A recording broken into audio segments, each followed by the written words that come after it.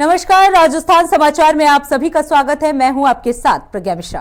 Bulletin की शुरुआत करेंगे बड़ी और अहम खबर के साथ। तो सबसे पहले बात कर लेते हैं, मुख्यमंत्री भजनलाल शर्मा ने राजस्थान की अर्थव्यवस्था को मजबूत करने के लिए पीएम मोदी के मार्गदर्शन में राज्य की अर्थव्यवस्था को 2030 तक $350 मिलियन तक पहुंचाने का लक्ष्य रखा है। आपको बता दें, इसके संदर्भ में मुख्यमंत्री की ओर से समीक्षा बैठकों के साथ साथ निर्धारित लक्ष्य को प्राप्त करने के लिए कई योजनाएं भी जो है वो बनाई जा रही हैं। तो आपको बता दें, मुख्यमंत्री ने समीक्षा बैठक की है। इस बैठक में अर्थव्यवस्था को जो है वो $350 मिलियन तक पहुंचाने का लक्ष्य रखा गया है। इस योजना के अंतर्गत कई और योजनाएं जो है उसको सम्मिलित किया गया है। कई लक्ष्यों को इस दौरान निर्धारित भी किया गया। ये बैठक जो था वो काफी महत्वपूर्ण माना जा रहा है। अर्थव्यवस्था को लेकर ये बैठक जो है वो काफी महत्वपूर्ण माना जा रहा है। आपको बता दें, मुख्यमंत्री की ओर से समीक्षा बैठकों के साथ साथ निर्धारित लक्ष्य को भी प्राप्त करने के निर्देश दिए गए। आपको बता दें, पीएम मोदी के मार्गदर्शन में राज्य की अर्थव्यवस्था को 2030 तक $350 मिलियन तक पहुंचाने का लक्ष्य रखा गया है।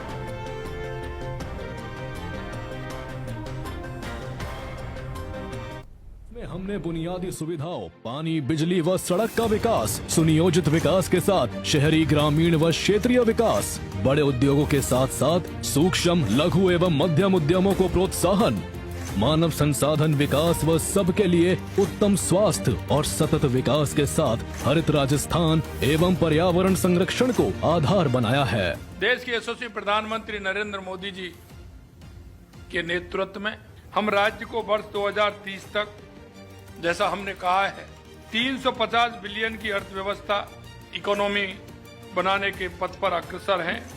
प्रधानमंत्री श्री नरेंद्र मोदी जी के कुशल मार्गदर्शन में हमारी सरकार ने बजट 2025-26 में वर्ष 2030 तक $350 बिलियन की अर्थव्यवस्था के लक्ष्य से कार्य योजना बनाकर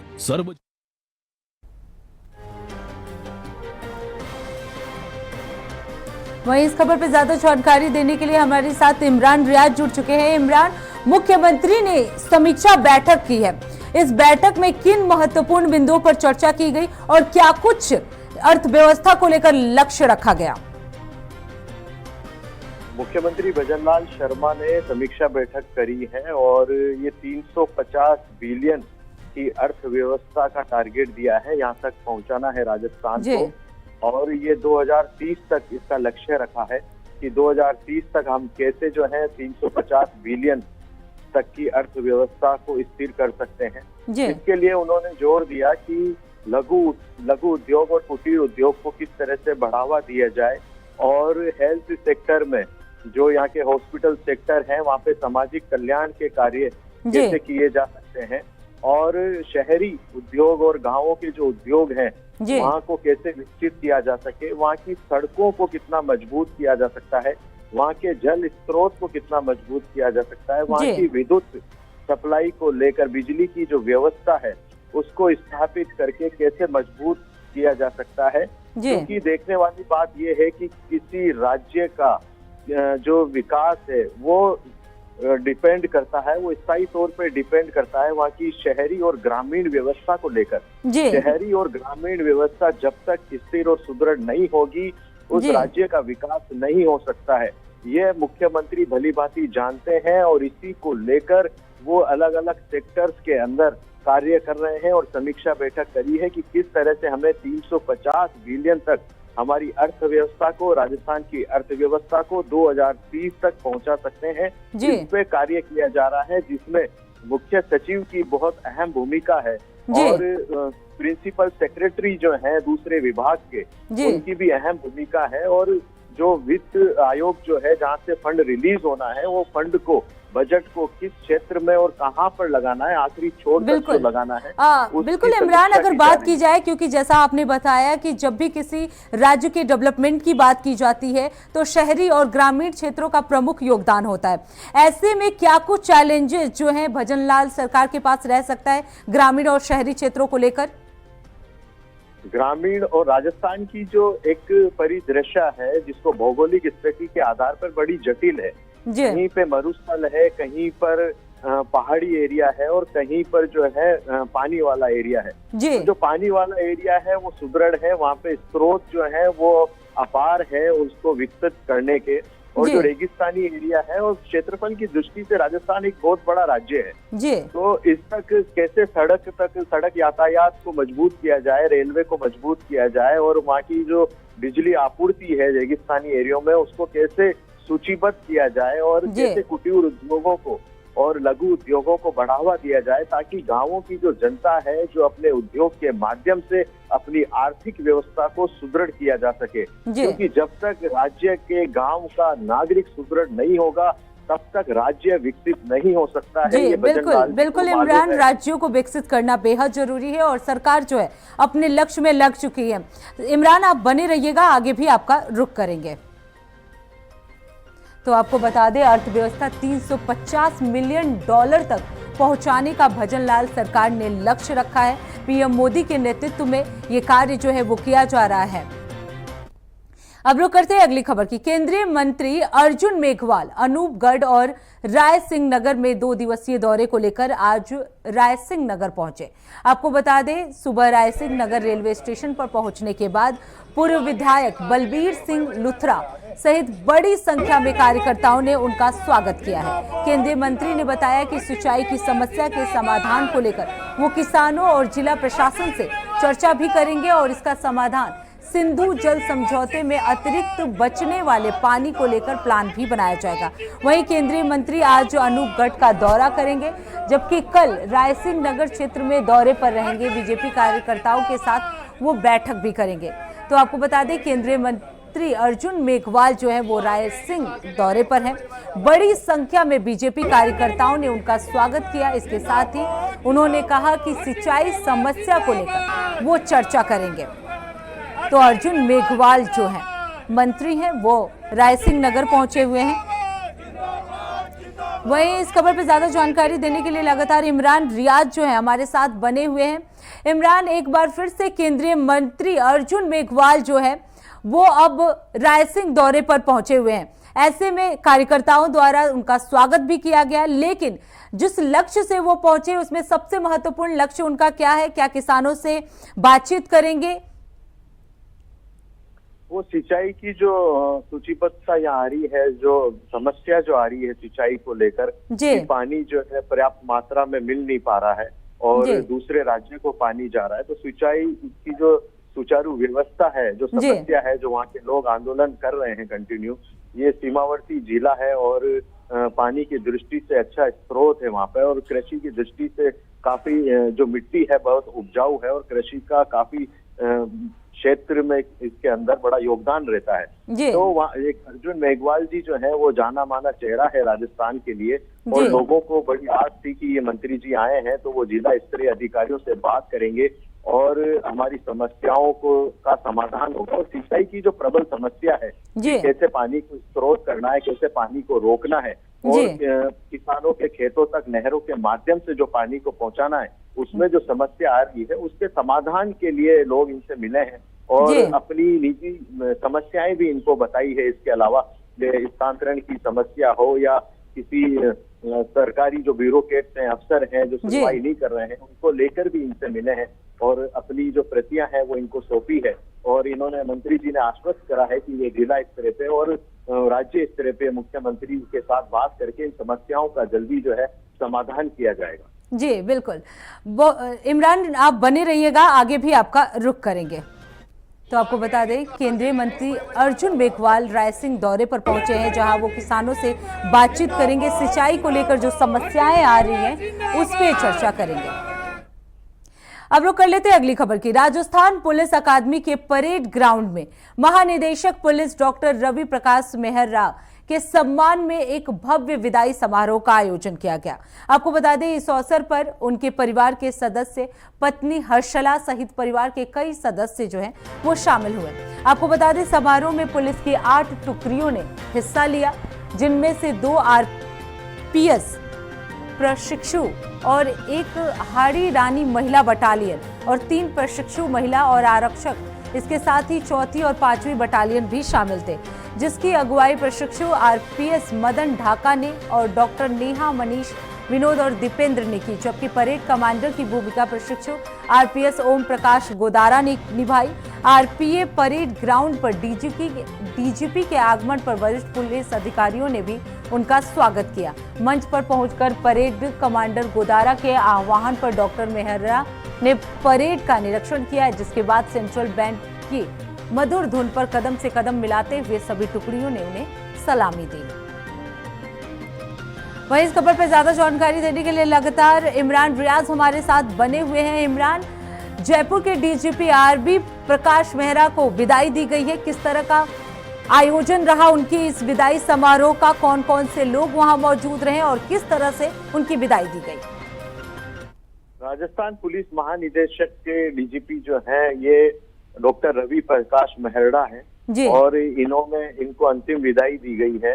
इनको विदाई समारोह जो है पुलिस अकादमी परेड ग्राउंड के अंदर आयोजित किया गया था और जैसा कि आप भी बता चुके हैं कि 8 टुकड़ियों ने इनके जो सम्मान समारोह जो रहा है इसके अंदर विशेष योगदान दिया है। परेड जो निकाली गई है और जब वो संबोधित कर रहे थे पुलिस अकादमी को डीजीपी प्रकाश मेहरा, तो वो थोड़ा भावुक भी हुए और उन्होंने एक संदेश दिया कि हर आईपीएस के लिए ये एक बहुत बड़ा समय होता है कि और एक सपना होता है कि वो डीजीपी पद जो है उसको वो मिल जाए, और कैसे उन्होंने इस पद की गरिमा बनाए रखी और कैसे एक आईपीएस से लेकर सर्वोच्च पद तक वो पहुंचे हैं, कैसे उन्होंने मेहनत करी है और जनता के प्रति जो उन्होंने अपने कर्तव्य का पालन किया है और साथ के साथ अपना बिजी शेड्यूल होने के कारण जो परिवार को जो समय देना पड़ता है उसको भरपूर समय भी दिया है और साझा रखा है परिवार को और राजस्थान की जनता को।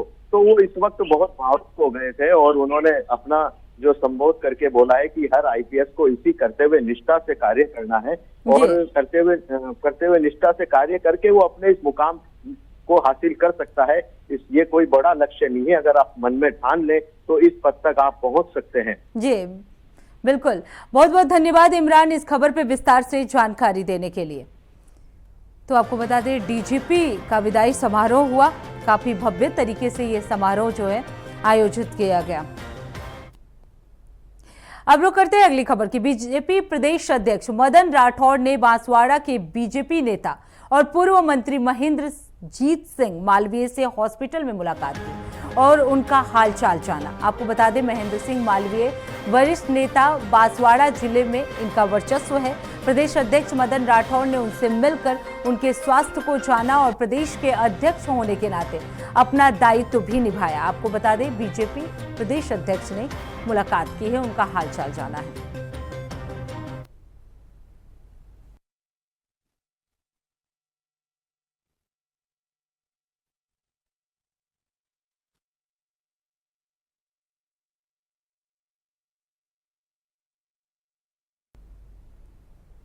अब रुक करते हैं अगली खबर की। राजस्थान राज्य पथ परिवहन निगम मुख्यालय ने राजस्थान परिवहन की बसों में निरीक्षण के दौरान बिना टिकट यात्रा करवाने और अन्य गंभीर मामले में जाने के कारण कार्रवाई करते हुए 17 परिचालकों को निलंबित कर दिया है। आपको बता दें इन 17 परिचालकों में 2 परिचालक डिडवाना के हैं जिनको निलंबित किया गया है, जिनमें से एक परिचालक पहले ही निलंबित होकर बहाल होकर डिडवाना आया था, जो वापस में अब इस कार्रवाई में निलंबित हुआ है। वहीं एक अन्य परिचालक निलंबित तो नहीं हुआ, लेकिन बिना टिकट यात्रा करने से पहले भी उसकी भूमिका रही है। ऐसी जानकारी सामने आई है कि परिवहन निगम द्वारा एक कार्रवाई की गई है, जिसमें से 2 परिचालक डिडवाना के हैं।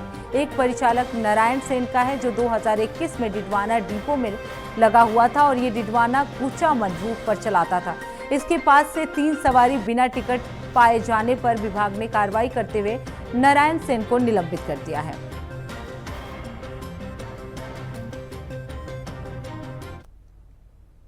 अब रुक करते हैं अगली खबर की। खबर 12 से है, जहां ऊर्जा मंत्री हीरालाल नागर जिले के दौरे पर हैं। इस दौरान उन्होंने 12 कलेक्ट्रेट के सभागार में विद्युत विभाग की समीक्षा बैठक ली है।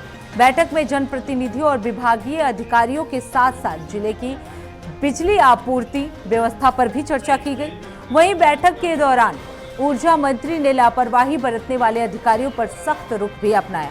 आपको बता दें इस दौरान छबड़ा एई को चार्जशीट देने के निर्देश दिए गए। वहीं कई अभियंताओं को बैठक में खड़ा कर जवाब तलब किया गया। उन्होंने ये भी कहा कि आगामी 2 सालों तक कोई स्थानांतरण नहीं किया जाएगा, लेकिन कार्य में लापरवाही या जनप्रतिनिधियों की शिकायत पर कठोर कार्रवाई जो है वो की जाएगी। तो बैठक में 12 अटरू विधायक राधेश्याम बैरवा के अलावा अन्य जनप्रतिनिधि और कार्यकर्ता भी मौजूद रहे।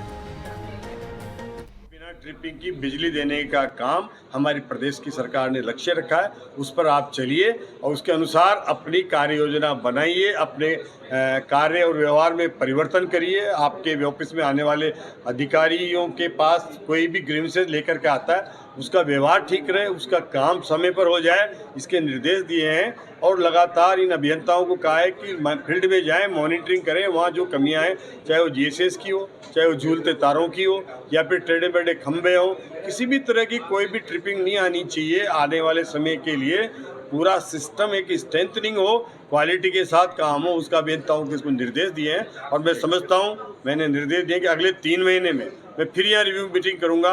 उस बीच में भी अगर हमारे यहाँ के काम करने वाले, चाहे अभियंता हो चाहे कर्मचारी हो, अगर मुझे इम्प्रूवमेंट सुधार नहीं दिया गया तो निश्चित रूप से फिर पूरा ऑपरेशन करेंगे और उनके खिलाफ कार्रवाई करेंगे। आज हमारे माननीय ऊर्जा मंत्री महोदय यहाँ पर 12 पधारे हैं और उनको मैं बहुत बहुत धन्यवाद देता हूँ जो यहाँ 12 आए हैं अभी मीटिंग लेने कर्मचारियों की।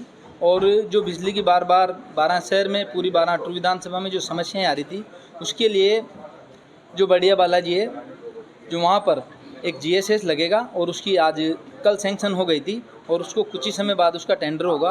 और मेरी मांग एक मेडिकल कॉलेज में भी जीएसएस बने, ताकि आने वाले समय में लाइट से पूर्णतया इस क्षेत्र को निजात मिले। और वो भी पाइपलाइन में है, कुछ ही समय बाद उसका भी मुझे विश्वास है कि स्वीकृत होगा। और छजावाम भी जीएसएस पास हो गया है और एक हाथी जिलोद में 4-5 जीएसएस सैंक्शन किए हैं सरकार ने। और पिछली सरकार ने लाइट के ऊपर ध्यान नहीं दिया, इसलिए जो अंडरग्राउंड जो लाइनें थी वो पानी की जो बारिश हुई तो पूरी फाल्ट हो गई, उसमें 40-40 फाल्ट हैं। और अब जो नई लाइनें डालने की तैयारी है अंडरग्राउंड, कुछ ही समय बाद हमारे को 12 शहर से लाइट से निजात मिलेगी, ऐसा मेरे को पूरा विश्वास है। जय हिंद, जय भारत। अब रुक करते हैं अगली खबर की। खबर झालावाड़ के डुबलिया गांव से है, जहां सोमवार रात महिला और 2 मासूम बच्चों के शव संदिग्ध अवस्था में कुएं में मिले। आपको बता दें कि दोनों बच्चे के शव महिला की कमर पर रस्सी से बंधे हुए थे। इस घटना का पता तब चला जब ग्रामीणों को कुएं में महिला और बच्चों की चप्पल दिखाई दी, जिसके बाद पुलिस को सूचना दी गई और ग्रामीणों की मदद से तीनों शवों को बाहर निकाला गया। फिलहाल तीनों मृतकों के शव को सुनील अस्पताल की मोर्चरी में रखवा दिया गया है। वहीं आज मंगलवार को पोस्टमार्टम के लिए भेजा गया।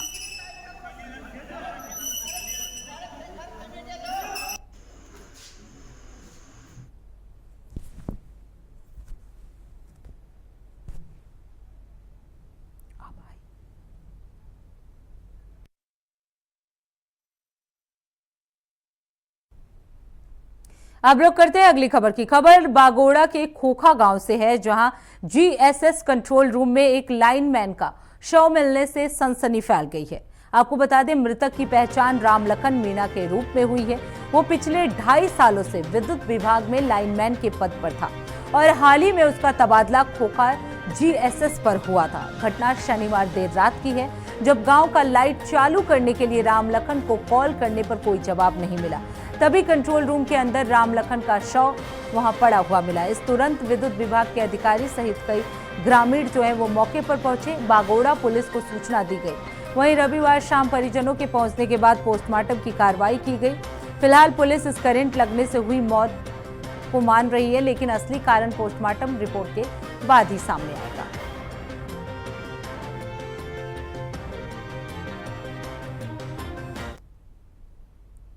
अब रुक करते हैं अगली खबर की। खबर डींग के औ गांव से है, जहां तेज रफ्तार आ रही गाड़ी ने लोगों पर अचानक से गाड़ी चढ़ा दी। आपको बता दें, गांव के लोग एक दुकान पर खड़े थे, तभी गाड़ी अनियंत्रित होकर लोगों पर चढ़ गई, जिससे 2 लोग गंभीर रूप से घायल हो गए। आपको बता दें, लोगों ने 100 नंबर पर कॉल कर पुलिस को सूचना दी, जिसके बाद लोग एम्बुलेंस की सहायता से उन्हें राजकीय चिकित्सालय डींग लेकर गए। डॉक्टरों ने प्राथमिक इलाज कर घायलों को भरतपुर रेफर कर दिया है।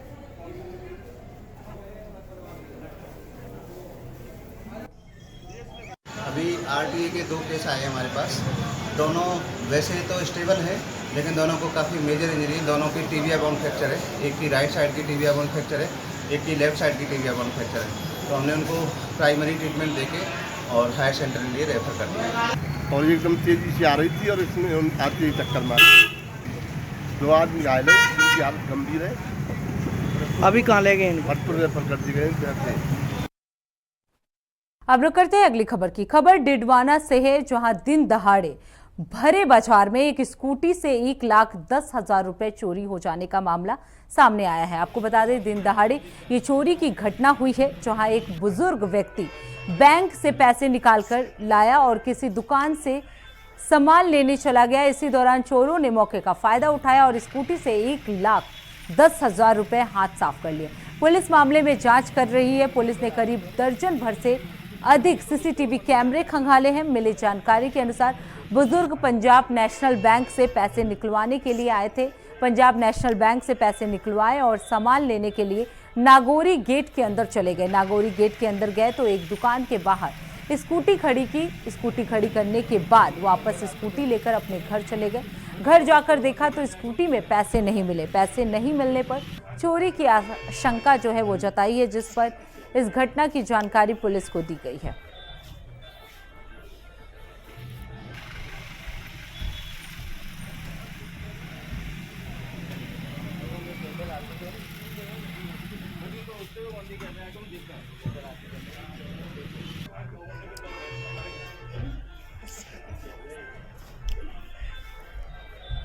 तो आपको बता दें, डिडवाना का ये पूरा मामला है, जहां दिन दहाड़े बीच बाजार में स्कूटी से रुपए चोरी किए गए। 1,10,000 रुपए जो है वो चोरों द्वारा चोरी कर लिए गए। एक बुजुर्ग जो है।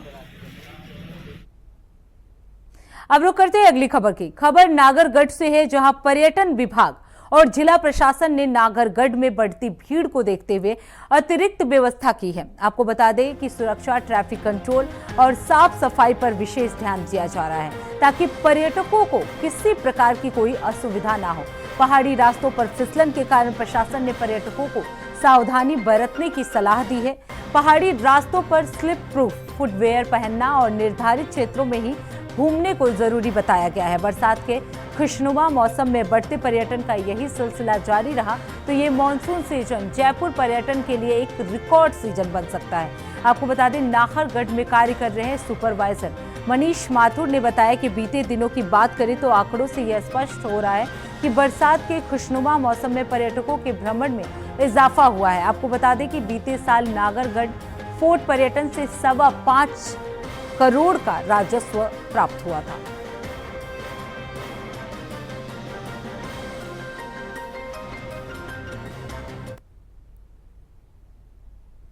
तो फिलहाल राजस्थान समाचार में इतना ही। देश दुनिया की तमाम बड़ी खबरों के लिए देखते रहिए इंडिया वॉइस। तब तक के लिए नमस्कार।